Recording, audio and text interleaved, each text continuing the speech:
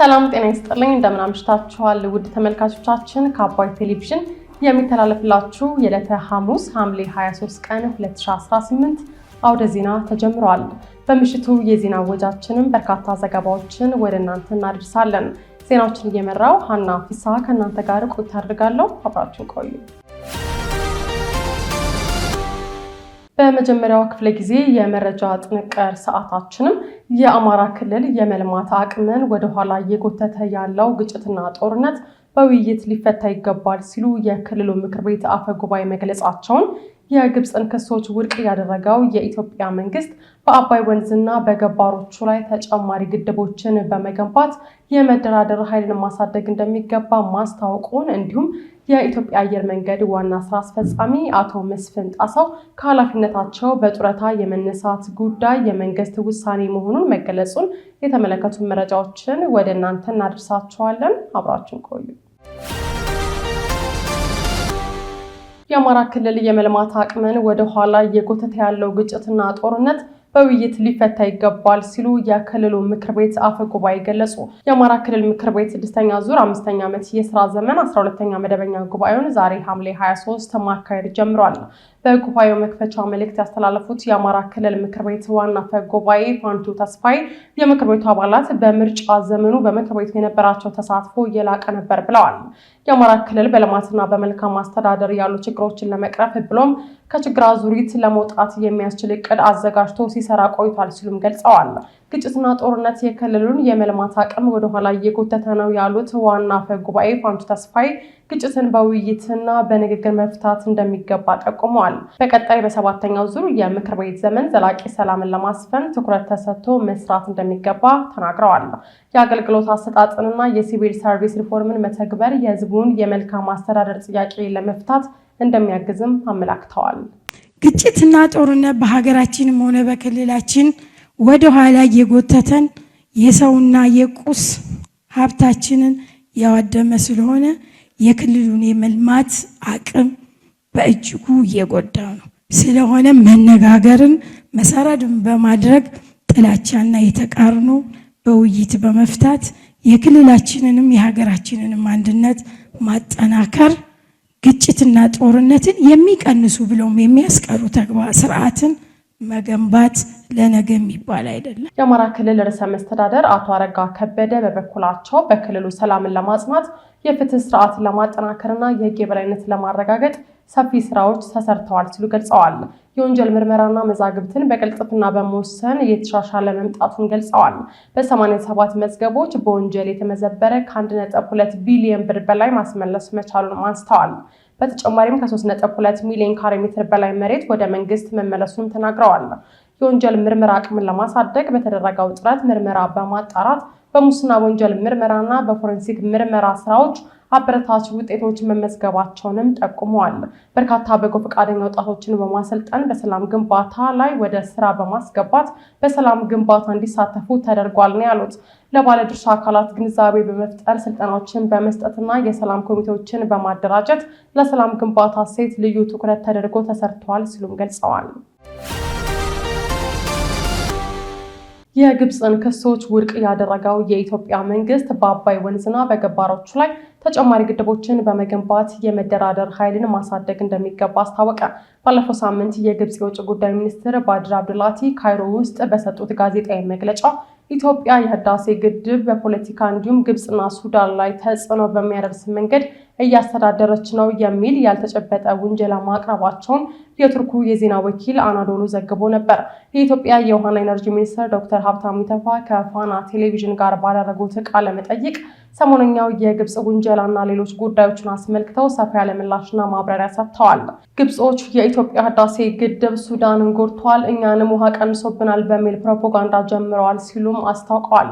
የውሃና ኢነርጂ ሚኒስትሩ እንደሚያስረዱት ዘንድሮ በተለይም በምስራቅ አፍሪካ ሀገራት ላይ የዝናብ እጥረት እንደሚያስከትል በተተነበየበት ኤሊኖ ምክንያት በኢትዮጵያ የተገኘው ከተጠበቀው በታች የሆነ ዝናብ መጠን ነው ሲሉ ገልጸዋል። እነሱ በዛ ተሸንፈው ኢትዮጵያውያን ህዳሴያቸው ከሞሉና ካስመረቅን በኋላ ደግሞ ምን አመጡ? አስተዳደር በጋራ አስተዳደር እኛን ይጎዳል የሚል ይጮዋሉ። ለዚህም ዝም ብሎ አንዳንድ የማይሆን ፋክቶችን ለማምጣት ይሞክራሉ። ለምሳሌ ባለፈው አመት ወደ መስከረም አካባቢ ኢትዮጵያ ትልቅ ውሃ ለቃብን ነው ጎርፍ ሊፈጀን ነው አሉ። ድሮስ ኢትዮጵያ ህዳሴ የምትገነባው ውሃ ለመከልከል ነው። የሚፋለስ ነው ባይዘው የማስማማ ነገር እኛ በቁጥር በወቅቱ ተናግረናል። ትክክል አይደለም። ኢትዮጵያ ለቀቀችው ውሃ ይሄ መጠን ነው ዝም ብሎ ከሳተላይት ወሰነ ብሎ የማይሆን ወሬ ሲፈጥሩ ማለት ነው። እሱ ላይ ውሸታቸው ለዓለም ሲጋለጥ አሁን ምን ብሎ መጥተዋል? ኢትዮጵያ ህዳሴ ግድብ ውሃ ሳንሶብናል። በተለይ ሱዳን ላይ ችግር ፈጥሯል። ስለራሳቸው ከተወቁ ነው።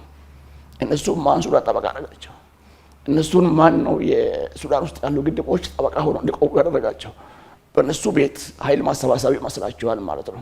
ጎረቤት ሀገርን ይዘው የኢትዮጵያ ህዳሴ ግድብ ሱዳንን ጎድተዋል፣ እኛን ጎድተዋል፣ ውሃ ቀንሶብናል የሚል ፕሮፓጋንዳ ይዘዋል ሰሞኑን እያደረጉ ያሉት ማለት ነው። እውነቱን ለመናገር በዚህ ዓመት ላይ በኢትዮጵያ በብዙ ዓለም ሀገር ኤልኒኖ ዘመን ነው። ምንድነው ይሄ?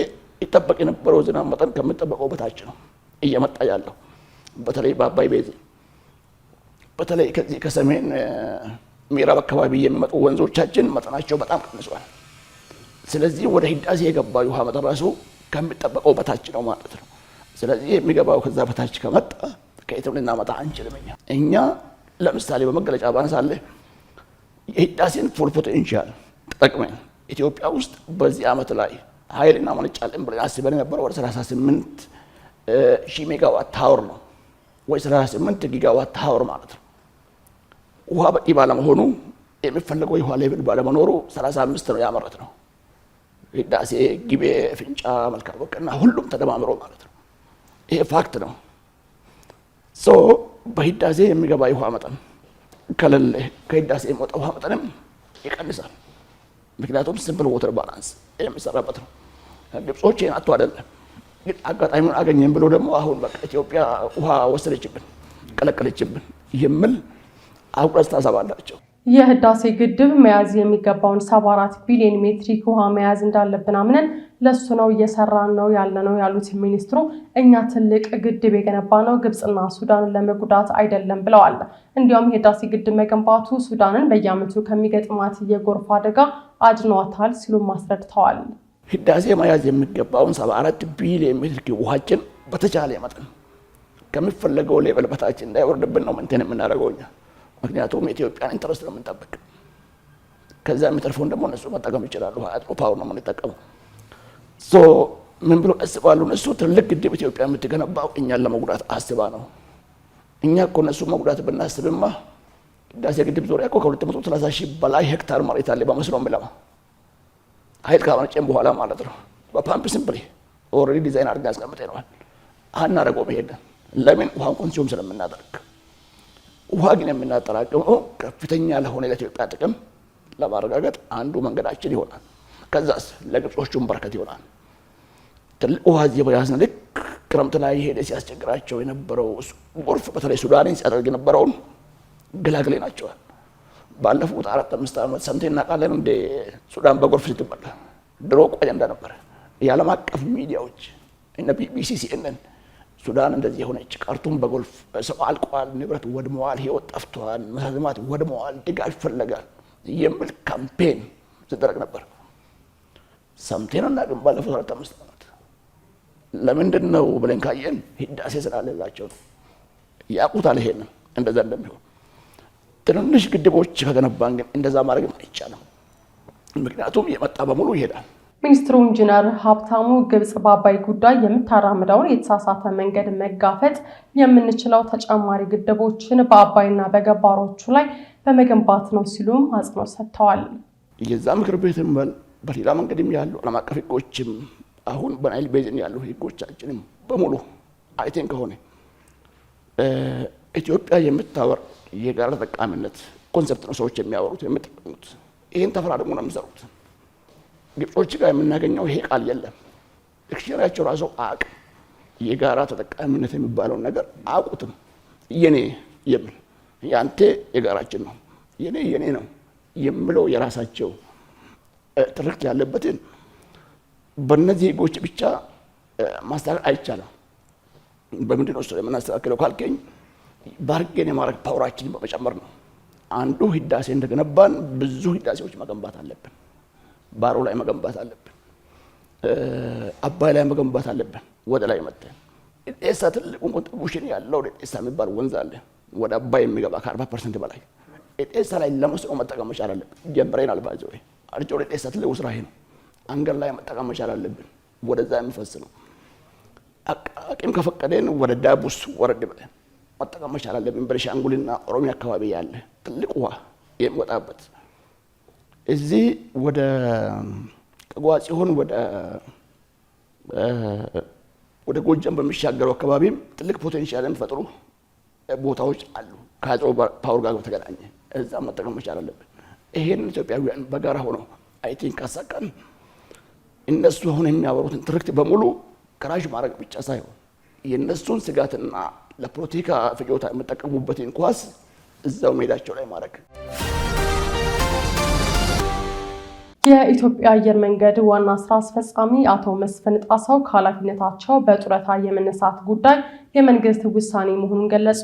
የኢትዮጵያ አየር መንገድ ግሩፕ ዋና ስራ አስፈጻሚ አቶ መስፍን ጣሰው የ2018 በጀት ዓመት አጠቃላይ የስራ አፈጻጸም ሪፖርትን አስመልክተው በትናንትናው ዕለት መግለጫ ሰጥተው ነበር። በስካይላይት ሆቴል በተዘጋጀው በዚሁ ፕሮግራም ላይ ለስራ አስፈጻሚው ከሚዲያ ባለሙያዎች የተለያዩ ጥያቄዎች የቀረቡላቸው ሲሆን ከቀረቡላቸው ጥያቄዎች ውስጥም የጡረታ ጊዜያቸው የደረሰ በመሆኑ ከኢትዮጵያ አየር መንገድ ግሩፕ ዋና ስራ አስፈጻሚነት በያዝነው ሐምሌ ወር መጨረሻ ሊለቁ ይችላሉ ወይ የሚለው የሚገኝበት ሲሆን ለጥያቄውም ማብራሪያ ሰጥተዋል። አቶ መስፍን በማብራሪያቸው እስካሁን በቦታው የሚገኙት የጡረታ ጊዜያቸው ሳይጠናቀቅ ቀርቶ ሳይሆን በመንግስት ፍላጎት የተራዘመ በመሆኑ ምክንያት እንደሆነ ተናግረዋል። ይህም ለ2 ጊዜ ያክል ተደርጓል ያሉት አቶ መስፍን ጡረታ መውጣት የነበረባቸው ከ3 ዓመታት በፊት መሆኑን ገልጸዋል። በመጀመሪያ ለ2 ዓመታት ከዚያም ለ1 ዓመታት በአጠቃላይ ለ3 ዓመታት የተራዘመላቸው መሆኑን በመናገር የማራዘሚያ ጊዜው የፊታችን ሐምሌ 30 2018 ያበቃል ብለዋል። ሐምሌ 30 ላይ ሲያበቃ ለወጣም ሊቀጥልም እችላለሁ። የመንግስት ውሳኔ ነው። ከአንድ ሳምንት በኋላ ይታወቃል በማለት አክለዋል። የኔ ጉዳይ እንግዲህ ያላችሁ እስካሁን ያለሁት በኤክስቴንሽን ነው። በኢትዮጵያ ሕግ መሰረት እንደምታውቁት አንድ ሰው 60 ዓመት ሲሞላው ከመንግስት ተቋማት በጡረታ ይገለላል። እኔ ከ3 ዓመት በፊት ነው ጡረታ መውጣት የነበረብኝ። መጀመሪያ 2 ዓመት እንድቆይ መንግስት ስለፈለገ ለ2 ዓመት ኤክስቴንድድ ሆነ። 2 ዓመት ሲያልቅ የለም አሁንም 1 ዓመት ልትቆይ ይገባል ተባልኩ። የ1 ዓመት አሁን ሐምሌ 30 ያልቃል። አሁን ሐምሌ 30 ይህ ስራ መልቀቅ አይደለም፣ በጡረታ መውጣት አድርጋችሁ ሰዱት። ማየትም የሚደረግ ነው። ሐምሌ 30 ወጣ እችላለሁ፣ ልቆይም እችላለሁ፣ አላውቀውም። እና 1 ሳምንት ቆዩ፣ ያኔ ታውቁታላችሁ። የመንግስት ውሳኔ ነው ልላችሁ ነው እንጂ እንደ አለኝ ስምምነት የተራዘመልን ጊዜ ሐምሌ 30 ያልቃል። ግን አሁንም መንግስት የሚወስነው ጉዳይ ነው። ይሄን ነው ልነግራችሁ የምችለው። አቶ መስፍን ጣሰው እንደ አውሮፓውያን አቆጣጠር በ2022 የቀድሞውን ዋና ስራ አስፈጻሚ አቶ ተወልደ ገብረ ማርያምን በመተካት ወደ ኃላፊነት መምጣታቸው አይዘነጋም። የተወደዳችሁ ተመልካቾቻችን እየተከታተላችሁት ያላችሁት ከአባይ ቴሌቪዥን የአውደ ዜና የመረጃ ሰዓታችን አሁንም ቀጥሏል። ወደ ሁለተኛው ዙር ጥንቅራችን ስናልፍ ደግሞ በአዲስ አበባ ታግታ በተገደለችው ቅዱሳን ይርጋለም ሞት የተጠረጠሩት ግለሰቦች ወንጀሉ እንደፈጸሙ ማመናቸውን ፖሊስ ማስታወቁን የፕሬዝዳንት ትራምፕ አማካሪ በግብጽ ካይሮ ባደረጉት ውይይት ጸረ ኢትዮጵያ አቋም ይዘዋል በሚል የተሰራጨውን መረጃ ሐሰተኛ ነው ሲሉ ማስተባበላቸውን ጨምሮ ሌሎች ዜናዎችን ዘነበ ህሉፍ እንደሚከተል ያቀርባቸዋል። በአዲስ አበባ ታግታ በተገደለችው ቅዱሳን ይርጋለም ሞት የተጠረጠሩት ግለሰቦች ወንጀሉን እንደፈጸሙ ማመናቸውን ፖሊስ አስታወቀ። ኢትዮጵያን ወክላ በአውሮፓውያኑ 2026 ሚስ ወርልድ የቁንጅና ውድድር ላይ የምትሳተፈው ሩት ይርጋለም ታላቅ እህት የሆነችው ቅዱሳን ይርጋለም ታግታ መገደሏን ተከትሎ የሩቅ የቅርብ ጓደኛን ጨምሮ 10 ተጠርጣሪዎች በቁጥጥር ስር መዋላቸውን የአዲስ አበባ ፖሊስ አስታውቋል። በግድያው የተጠረጠሩት የሩት የቀድሞ ጓደኛና ፍቅረኛዋ ከሌሎች 8 ተጠርጣሪዎች ጋር በመቀናጀት ማችን ጭካኔ በተሞላበት መልኩ በመግደል እንደተጠረጠሩ ፖሊስ ገልጿል። የሚስ ወርልድ ሩት ይርጋለም የቀድሞ ጓደኛ ሟችን በመቅጠር አዲስ ቤት ተከራይቻለሁ፣ ስለዚህ መተሽ ቤቴን ብታይልኝ ደስ ይለኛል ስትል እንደጠየቀቻት ከዛም ኮየፈጫ አካባቢ ወደ ተከራየችው ኮንዶሚኒየም ቤቷ እንደወሰደቻት ተነግሯል። ከዚያ በኋላ ተጠርጣሪዎቹ ቅዱሳንን ካገቱበት ኮየፈጬ ከሚገኘው ኮንዶሚኒየም ሌላ ቤት በመከራየት እንዳዘዋወሯት ግድያ ከፈጸሙባት በኋላ ለቤተሰቦቿ ደውለው 2.5 ሚሊዮን ብር መጠየቃቸውን የምርመራ ሂደቱ ማሳየቱ ተገልጿል። የአዲስ አበባ ፖሊስ ዋና ጠቅላይ መምሪያ የህዝብ ግንኙነት ኃላፊ ኮማንደር ቶማስ እሸቴ ነገሩኝ ብሎ ቢቢሲ እንደዘገበው ተጠርጣሪዎቹ ግድያውን የፈጸሙት ገንዘብ ለመቀበል በማሰብ መሆኑን በሰጡት ቃል እንዳመኑ አስረድተዋል። የገንዘብ ችግር አለብን፣ ያንን የገንዘብ ችግር ለማቃለል ይህንን ወንጀል ፈጽመናል በማለት ተጠርጣሪዎቹ ለፖሊስ በሰጡት ቃል ማስረዳታቸውን ኮማንደሩም ገልጸዋል። ተጠርጣሪዎቹ ድርጊቱን ስለመፈጸማቸው በሰጡት ቃል እንዳመኑ የተናገሩት ኮማንደር ቶማስ ወንጀሉን በየትኛው ቦታና በምን አይነት መንገድ እንደፈጸሙት እማኞች ባሉበት ቦታው ድረስ መርተው በመውሰድ ማሳየታቸውን አስረድተዋል። የግድያ ሁኔታውን አስመልክቶ የአዲስ አበባ ፖሊስ የህዝብ ግንኙነት ኃላፊው ኮማንደር ቶማስ ሲያስረዱ አሁን ላይ ለሚዲያና ለህዝብ ለመናገር የማይመቹ አንዳንድ ከባድ ነገሮች አሉ በማለት ዝርዝሩን ከመግለጽ ተቆጥበዋል። በሟች ላይ የተፈጸመው ድርጊት እጅግ ኢሰብአዊ የሆነና ጭካኔ የተሞላበት ነው ሲሉ ወንጀሉ ምን ያህል ዘግናኝ እንደነበርም ገልጸዋል። እድሜዋ 30 የነበረው ሟች ቅዱሳን ይርጋለም የልብስ ዲዛይነር ስትሆን በተጓዳኝም የተለያዩ የጌጣጌጥ ስራዎችን ትሸጥ እንደነበር ዘገባው አመልክቷል። የፕሬዝዳንት ትራምፕ አማካሪ በግብጽ ካይሮ ባደረጉት ውይይት ጸረ ኢትዮጵያ አቋም ይዟል በሚል የተሰራጨውን መረጃ ሐሰተኛ ሲሉ አስተባበሉ። የአሜሪካው ፕሬዝዳንት ዶናልድ ትራምፕ የመካከለኛው ምስራቅና የአፍሪካ ጉዳዮች ከፍተኛ አማካሪ ማሳድ ቡሎስ ከአንድ ሳምንት በፊት ካይሮ ውስጥ ከግብጽ ከኤርትራና ከሶማሊያ የውጭ ጉዳይ ሚኒስትሮች ጋር ያደረጉት ውይይት ጸረ ኢትዮጵያ ይዘት እንዳለው በመግለጽ የተሰራጩ መረጃዎችን ሐሰተኛ ናቸው ሲሉ አስተባብለዋል። የፕሬዝዳንት ትራምፕ ከፍተኛ አማካሪ በኤክስ ገጻቸው ላይ ትናንት ባሰፈሩት መልእክት ዘገባዎቹን ሐሰተኛና አሳሳች በማለት የአሜሪካን ዲፕሎማሲ ተገቢ ባልሆነ ሁኔታ አቅርበዋል ብለዋል። ዘገባዎቹ አሜሪካ በአፍሪካ ቀንድ ጸረ ኢትዮጵያ ትብብርን ለመደገፍ ሙከራ እንደምታደርግ ተደርጎ መቅረባቸው ተዛባ ነው ያሉት ቡሎስ ይህም ትክክል ያልሆነና አላስፈላጊ ማጋጋል ነው በማለት ወቅሰዋል። የአሜሪካ መንግስት የአፍሪካና የአረብ ጉዳዮች ከፍተኛ አማካሪው ጨምረውም አገራቸው ከኢትዮጵያና በአፍሪካ ቀንድ እንዲሁም በቀይ ባህር ቀጠና ከሚገኙ ሁሉም አገራት ጋር በጋራ ጉዳዮች ላይ እንደምትሰራ ገልጸዋል። በዚህም ከአንድ የቀጠናው አገር ጋር የሚደረግ ግንኙነት ከሌላው አገር ጋር መቃረን ማለት እንዳልሆነ የጠቀሱት ማሳድ ቡሎስ የአሜሪካ ዲፕሎማሲ ተቀናቃኝ ቡድኖች መፍጠር ወይም ልዩነቶችን ማስፋት ሳይሆን ግጭቶችን በማስወገድ ዘላቂ ሰላምና መረጋጋት ለመፍጠር በገንቢ ሁኔታ መስራት ነው ብለዋል።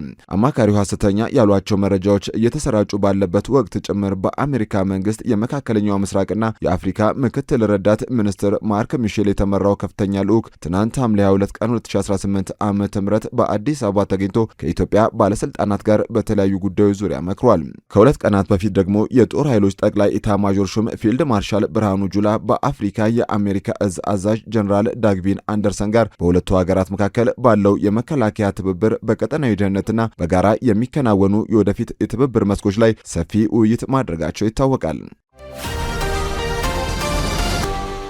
ፕሮፌሰር ብርሃኑ ነጋ የ12ኛ ክፍል ፈተናን ከኩረጃና ከስርቆት ነጻ ለማድረግ በቀጣይ ዓመት ፈተናውን ሙሉ በሙሉ በበይነ መረብ ለመስጠት እየሰራ ነው አሉ።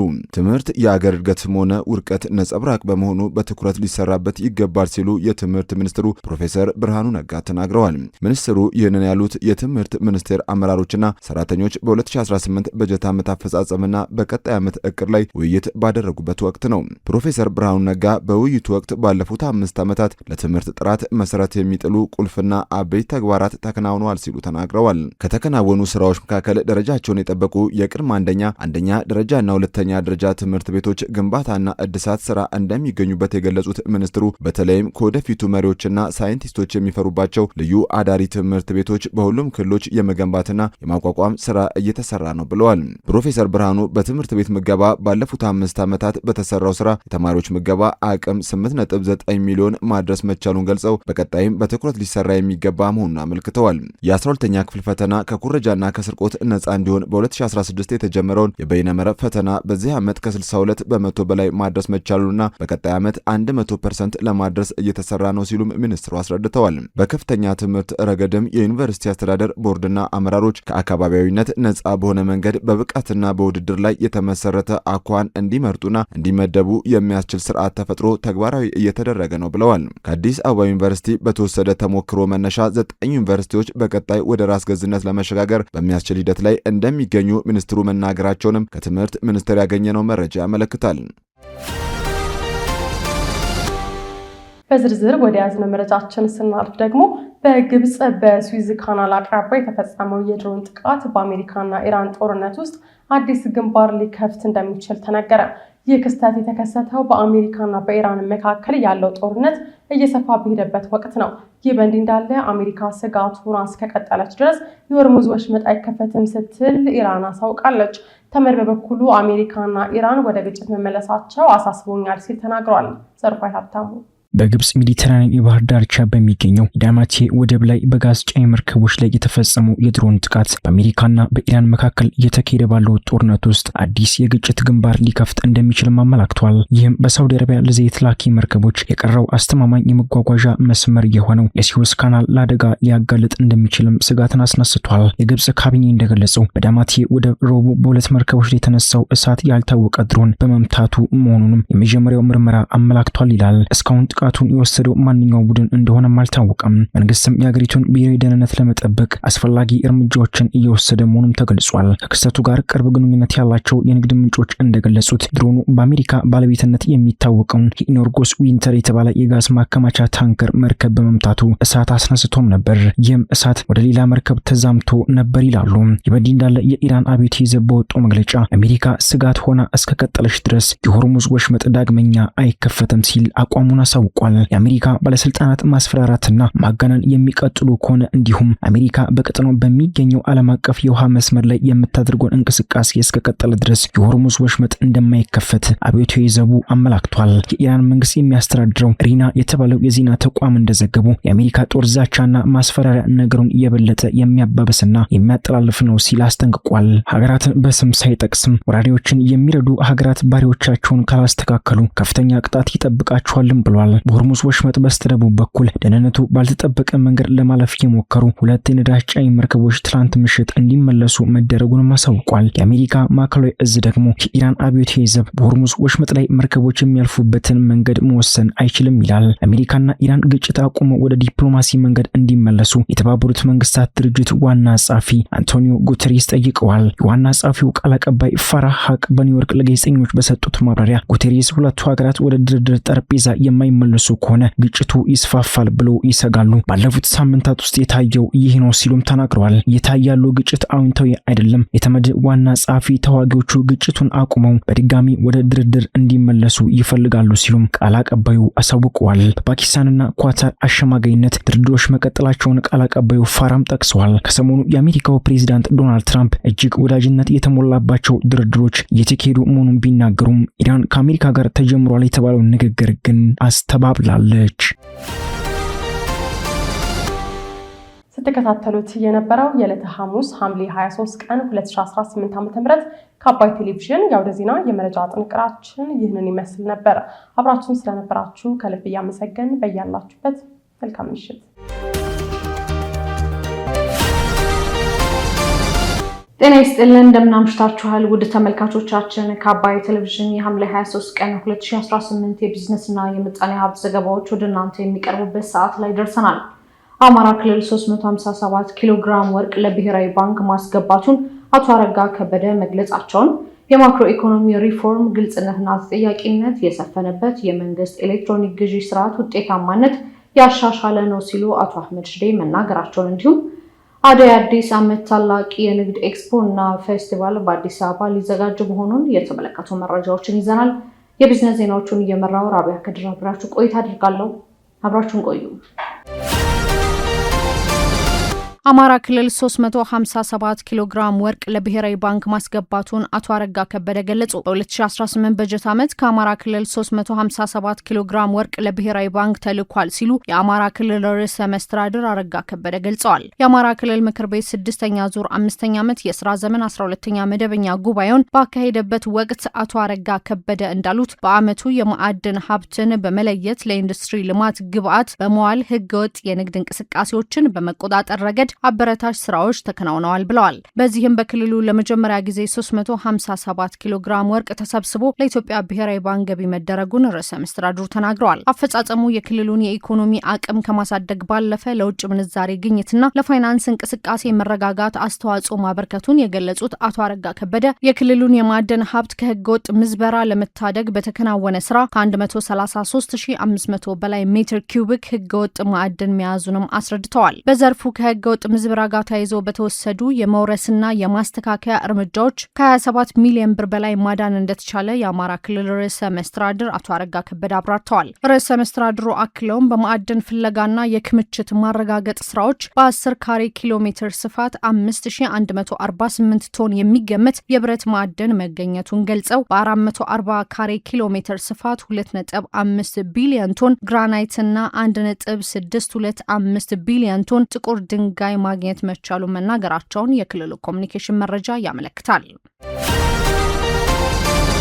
የማክሮ ኢኮኖሚ ሪፎርሙ ግልጽነትና ተጠያቂነት የሰፈነበት የመንግስት ኤሌክትሮኒክ ግዢ ስርዓት ውጤታማነትን ያሻሻለ ነው ሲሉ አቶ አህመድ ሽዴ ተናገሩ። የመንግስት ግዢና ንብረት ባለስልጣን የ2018 በጀት ዓመት የመንግስት ግዢና ንብረት አፈጻጸምና የ2019 እቅድን በተመለከተ ከከፍተኛ ትምህርት ተቋማት ፕሬዝዳንቶችና የሀብት አስተዳደር ኃላፊዎች ጋር ውይይት አካሂዷል። በውይይቱ ወቅት ንግግር ያደረጉት የገንዘብ ሚኒስትሩ አህመድ ሽዴ የማክሮ ኢኮኖሚ ሪፎርሙ ግልጽነትና ተጠያቂነት የሰፈነበት የመንግስት ኤሌክትሮኒክ ግዢ ስርዓትና የወጭ ውጤታማነትን ማሻሻሉን ነው። የመንግስት ግዢና ንብረት አስተዳደር ስርዓት ለኢኮኖሚ እድገት፣ ለፊስካል መረጋጋት፣ ለግልጸኝነትና ተጠያቂነት መጠናከር የጎላ ሚና አለውም ብለዋል። የመንግስት ግዢ የመንግስት ፖሊሲ ወደ ተግባር የሚቀየርበት፣ የህዝብ ሀብት በኃላፊነት የሚተዳደርበት፣ የአገልግሎት ጥራትን የሚሻሻልና ሀገራዊ ኢኮኖሚያዊ እድገትን የሚደግፍ መሆኑንም ገልጸዋል። በተጠናቀቀው በጀት ዓመት የመንግስት የኤሌክትሮኒክ ግዢን በማስፋት የግዢ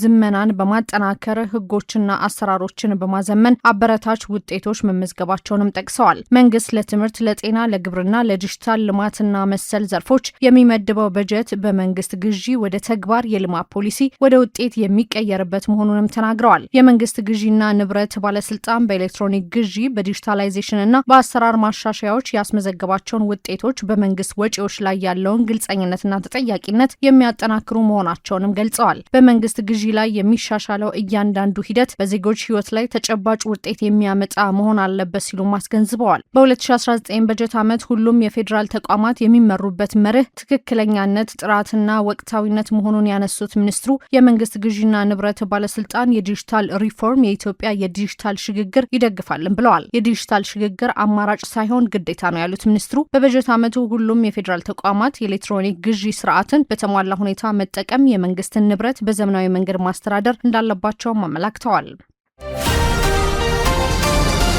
አደይ አዲስ ዓመት ታላቅ የንግድ ኤክስፖና ፌስቲቫል በአዲስ አበባ ሊዘጋጅ መሆኑ ተገለጸ። መጪውን የ2019 አዲስ ዓመት ምክንያት በማድረግ በአዲስ አበባ ኮንቬንሽን ሴንተር ከነሐሴ 21 እስከ ጳጉሜ 5 ቀን 2018 ድረስ የሚቆይ አደይ አዲስ ዓመት ታላቅ የንግድ ኤክስፖና ፌስቲቫል ሊዘጋጅ መሆኑ ተገልጿል። ዝግጅቱ ማስተርፒስ ትሬዲንግና ራይት ኢቨንት ከወዲሁ ቅድመ ዝግጅታቸውን አጠናቀው የንግድ ማህበረሰቡን በመመዝገብ ላይ እንደሚገኙ ዛሬ ሐምሌ 23 ቀን 2018 በሰጡት መግለጫ ላይ አስታውቀዋል። የዘመን መለወጫ በዓልን ምክንያት በማድረግ የሚዘጋጀው ይህ ኤክስፖ ሸማቹ ህብረተሰብ ያለ አላስፈላጊ የጉዞ ወጪና እንግልት ጥራት ያላቸው ምርቶችና አገልግሎቶችን በተመጣጣኝ ዋጋ እንዲያገኝ ለማስቻል ያለ መሆኑን በመግለጫው ተጠቅሷል። አዘጋጆቹ ማስተርፒስ ትሬዲንግና ራይት ኢቨንት ለነጋዴዎች የቦታ ኪራይ እስካሁን ካሉበት መሰል መድረኮች ባነሰ ዋጋ እንደሚያቀርቡም ገልጸዋል። የኮንቬንሽን ሴንተሩ በሰሚት አካባቢ መገኘቱ ከሰሚት፣ ከአያት፣ ከአራምሳ፣ ከየካባዶና የኮተቤ ነዋሪዎችን ጨምሮ በሚሊዮኖች የሚቆጠሩ ነዋሪዎች በቅርብ ርቀት ግብይት እንዲፈጽሙ ትልቅ ምቾት እንደሚፈጥርላቸውም በመግለጫው ተጠቅሷል። ከንግድ ግብይት ባሻገር ከ200 በላይ አምራቾች፣ አስመጪዎችና አነስተኛና መካከለኛ ኢንተርፕራይዞች የሚሳተፉበት መድረክ መሆኑም ተገልጿል። ፌስቲቫሉ ማህበራዊ ኃላፊነቱን ለመወጣት ሰፋ ያለ የመጽሐፍት አውደ ርዕይ፣ የመጽሐፍት ልገሳና የበጎ አድራጎት ስራዎችን አካቶ እንደሚይዝም ተነግሯል። የዝግጅቱ ዓላማ ኢትዮጵያ በንግድ፣ በባህልና በቱሪዝም፣ በፈጠራ፣ በዝግጅት ኢንዱስትሪ ለማስተዋወቅ እንዲሁም ለወጣቶችና ለነጋዴዎች እድል ለመፍጠር ታስቦ የተዘጋጀ ሁነት መሆኑም ተጠቁሟል። የዕለቱ የቢዝነስና የምጣኔ ሀብት ዘገባዎች የተከታተላችኋቸውን ይመስሉ ነበር።